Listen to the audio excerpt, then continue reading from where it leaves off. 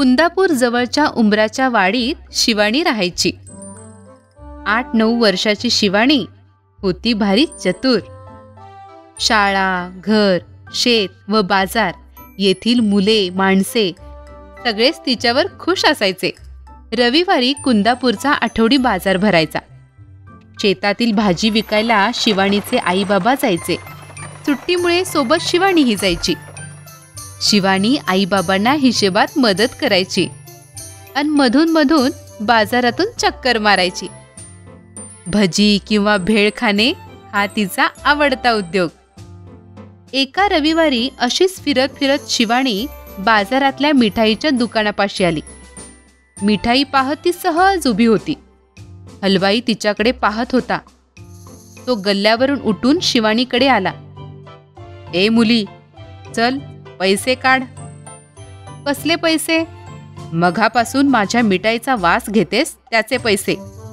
अहो पण मिठाईचा वास तर येणारच ना, म्हणून काय वासाचे पैसे द्यायचे?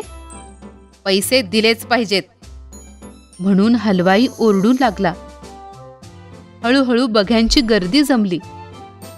काय माणूस आहे हा, नेहमी असंच काहीतरी विचित्र वागतो. वासाचे पैसे? खुळाच दिसतोय.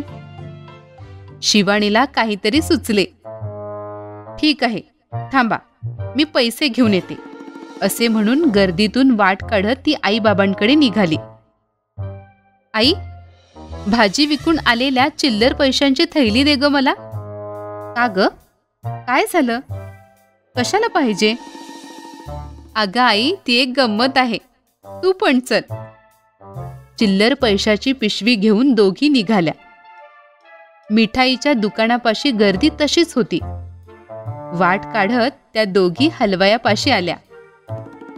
हातातली चिल्लरची पिशवी शिवानीने वाजवली. एकदा, दोनदा, तीनदा खुळखुळ आवाज आला. गर्दीतले लोक शांत होऊन ऐकत होते. मिळाले पैसे? कसले पैसे? कुठं मिळाले? अहो, तुमच्याकडून मी काय घेतलं? मिठाईचा वास.